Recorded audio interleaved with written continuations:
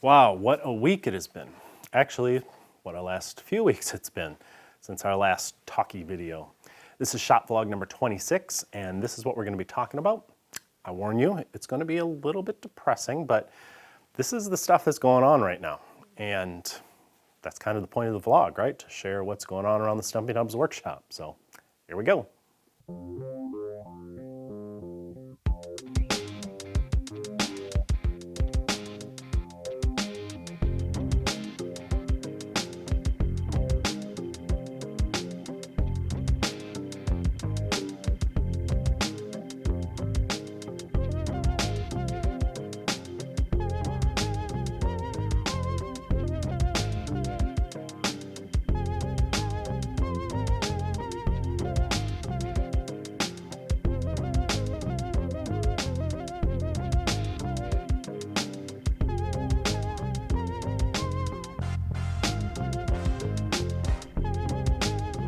A lot of you have asked me about the floods here in Michigan. Yes, we don't just have viruses here, we have floods. If you don't know what happened, we had a lot of rain in the northern part of the lower peninsula about a week ago. Some got up to 8 inches dumped on them all at once. The ground can't absorb all that water, so it runs off into the creeks and the streams and then into the rivers, and it makes its way down to the Saginaw Bay and out into the Great Lakes where the fish pee in it before it's collected and sold to the Coca-Cola bottling plants. And one of the main arteries that had to carry all that water was the Tittabawassee River, which is an old Ojibwe Indian name that means Tittabawassee River. The river is dammed at 2 points, in the small town of Edenville and in the equally small town of Sanford. Both dams were built in the 20s and 30s to produce hydroelectric power, but over the last century, as happens everywhere, more and more houses are built further and further away, and they just don't make extension cords long enough so everyone can plug in anymore. So these days, the purpose of the dams was, besides holding back water, really just about providing opportunity for a lot of dads to make dam jokes. But when they built the dams, they created 2 lakes, Wixom Lake at Edenville and Sanford Lake at, you guessed it, Sanford. I swam and fished and got pink eye in these lakes as a kid, and so did my father and his father and his father. Communities grew around these lakes that have endured for generations. And then it rained, and the water rushed down the Tittabawassee into Wixom Lake. We've had heavy rains before, of course, but this time the dang dam couldn't hold the darn water. There it goes. There it goes. It collapsed and Wixom Lake disappeared, gone. An entire lake, fish and all, packed up and moved itself south to Sanford. Now Sanford, as you might imagine, wasn't expecting such a large guest. They're just a little town. They have a bar, gas station, a disturbing number of places to buy worms, and a little market where we used to get smoked fish in the 80s. I mean the 1980s. The fish weren't in their 80s. Sanford Lake didn't have room for Wixom Lake in it. So it overflowed, the small town was pretty much wiped out, and Sanford Dam had to hold back now 2 lakes instead of just 1. That's a pretty important thing because just downstream from Sanford is the city of Midland, where I spent much of the first 30 years of my life. About 50,000 people live in Midland, and none of them wanted 2 lakes in their yard, I can tell you that. If the Sanford Dam went the way of the Edenville Dam, Midland was doomed. A disaster would turn into a tragedy. Thankfully, the darn thing held. Sanford Lake stayed put, but it couldn't hold Wixom Lake as well. So the dammed lake overflowed and Wixom moved to Midland. When I was a kid, we had what we called the Great Flood of 1986. It was the biggest disaster the region had seen since Noah. But this time, the water levels broke the 1986 records. That circle in the water is the top of the farmer's market. The Tridge, Midland's sort of kind of famous $1 million walking bridge, is usually about 20 feet above the river. Thankfully, nobody died, but thousands in Edenville, Sanford, Midland, and the surrounding region lost their homes or at least had them flooded. And that region includes my small town. I left Midland in about 2006 and I made my way south about an hour to St. Charles. Now, 14 years later, Wixom Lake made its way south here too. Thankfully, our main street, where my shop is, as well as where my house is, about 6 blocks away, stayed dry. But the water did flood out houses on the edges of town. And while the levels are finally dropping, we're still working hard to bucket up that water and ship it back to Edenville where it belongs. Because I think the good people there would like to have their lake back. All they have right now is a bunch of empty boat docks sticking out into the middle of a mud pit. I can't imagine the impact the loss of a lake has on a community that's built around a lake. I do, though, think it's kind of cool to see all the things that are now exposed after having been covered with water for about a century, such as the old river channel as it snaked through the area before the dams were built. No one's seen that in generations. This 1920s steam shovel, which was used to build the dikes, was lost under the water for nearly a century. And this Spanish galleon may or may not have been there. I get my photos from Google, so you never know. I'm not sure the lake will ever come back, though. The dams just weren't profitable anymore. They were privately owned, and the lawsuits will certainly ruin the company that was responsible for them. So if the Edenville Dam is to be rebuilt, it kind of would have to be by the state. And other than to turn a river back into a lake for the sake of the houses around it, I don't see why they would do that, especially when they're going to have to spend millions and millions and millions of dollars on the devastation from the flood in the region. So these are some crazy times. We got viruses, we got flooding. What's next? Locusts, frogs?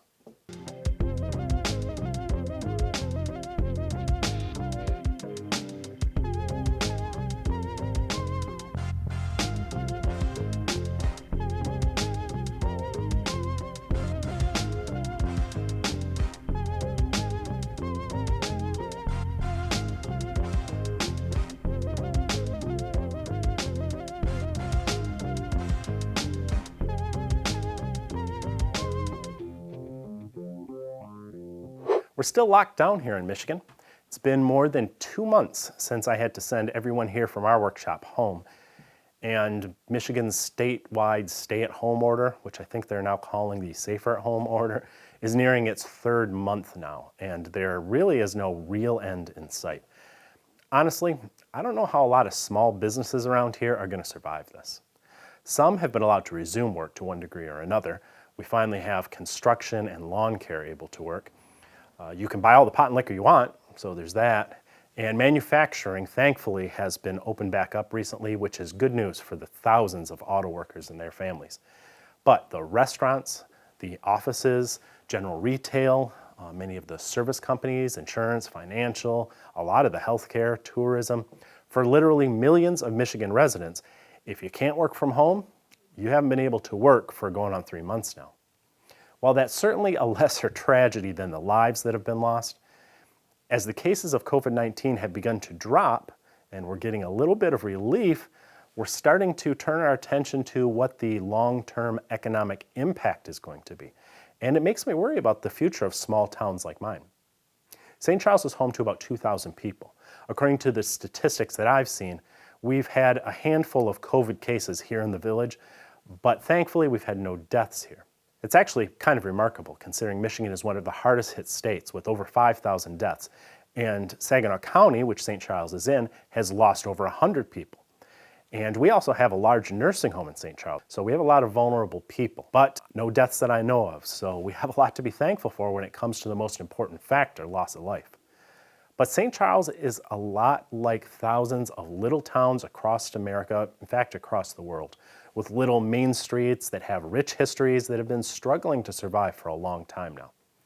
Take our restaurants, for example. Food service is a low-margin industry.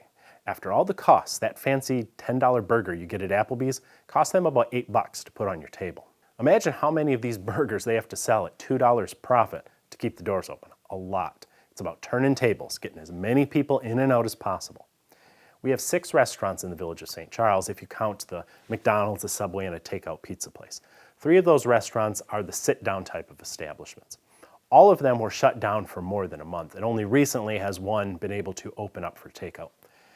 And there's no magic pause switch that they can throw in an emergency. When they're forced to lock down, their labor and food costs might go away to most of the extent, but not the mortgage or the rent on the building, the taxes, the basic utilities, insurance, leases, maintenance. In a small town like this, it can cost a business $2,000 to $3,000 a month just to sit empty. And you can easily triple that in a larger city.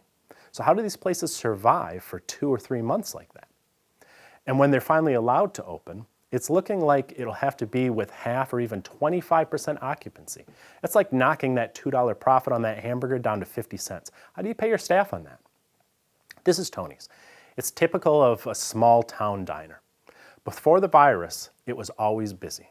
Now they're trying to do some takeout service, but I don't see much going on there these days. The Bad River is more of a bar than a restaurant. This time of year, there's usually a line of motorcycles out front as bikers pass through here on their warm weather rides along the state highway. They're closed down completely, but they did paint the building, so I assume that means they're planning to stay in business. Next to that is the Rustic Inn. This is a family restaurant known, at least in this region, for the animals inside, including several bears, moose, elk, you name it. Some people find it really cool, some people find it really creepy. They make a sandwich, though, called Hog Heaven. It's ham, bacon, sausage, and eggs on bread with hash browns on the side, and then everything is slathered in sausage gravy. It may actually be more dangerous than the virus. The Rustic is not doing takeout service, to my knowledge. I'm not sure if they're going to survive. In Michigan alone, 10% of our workforce is in food service. That's 500,000 people just in Michigan. Many of those folks have received financial assistance and unemployment, and they're getting by for now. But the business owners are getting hammered. And if they don't survive, all those jobs go away. And that's just one industry. Do you think that a small town furniture store like this one across the street from me can afford to be closed for 3 months? The hardware stores remained open. They're considered an essential business. But my shop's right across the street, and I haven't seen a single customer come out of there in 2 months. I'm not making a political point. This isn't about whether the lockdown orders are too strict or not strict enough. I'm not saying open it up or keep it closed. I am certainly not discounting a single one of the deaths that have come from this virus or any of the families that have lost loved ones. But as the worst of the virus seems to have passed, at least for now, I'm starting to worry about this small town and thousands of others. Some say the economy will bounce right back strong in the fourth quarter. I hope they're right, but I also hope it's not too late for places like St. Charles. Thankfully, the Stumpy Nubs workshop has been spared the financial ruin that others have faced. I have been able to continue working during the lockdown because our customers are on the internet and there's no viruses there. And since we can now do construction and manufacturing work here in Michigan, I think I can try to find a way to put Pete back to work. Mustache Mike is doing well, but he's keeping his distance because he's 65 and has some health issues that put him at higher risk. But we're making sure everyone's taken care of. And we're still pushing forward with our plans for expanding the new website, the new e-magazine, and some other things. Though I do admit that this crisis has pushed the timeline off for a few months.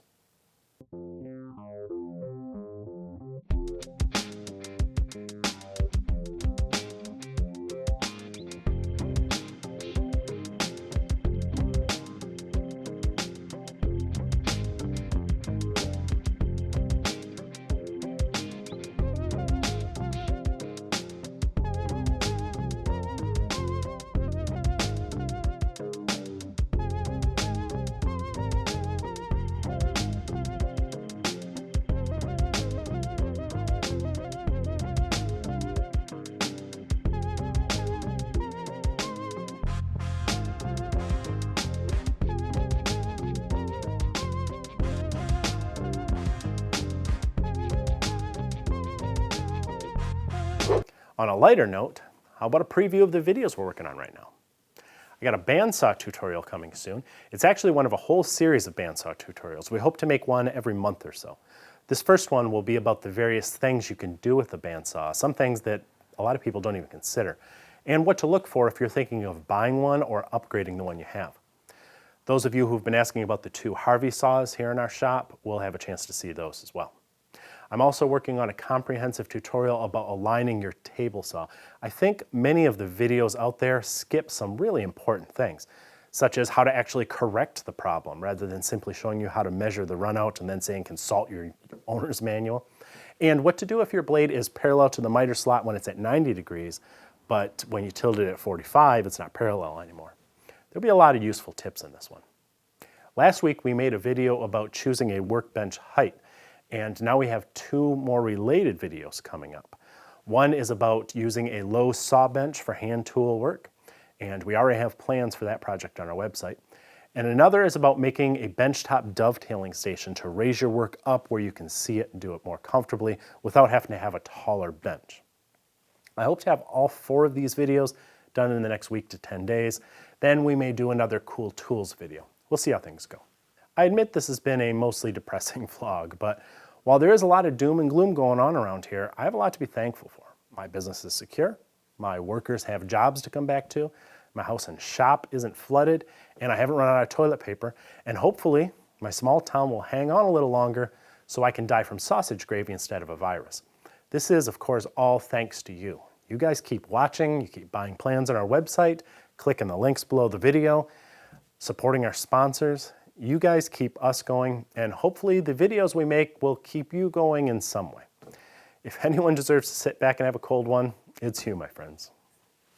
We couldn't do what we do without folks like the Bushy family over at Clearview Cyclones.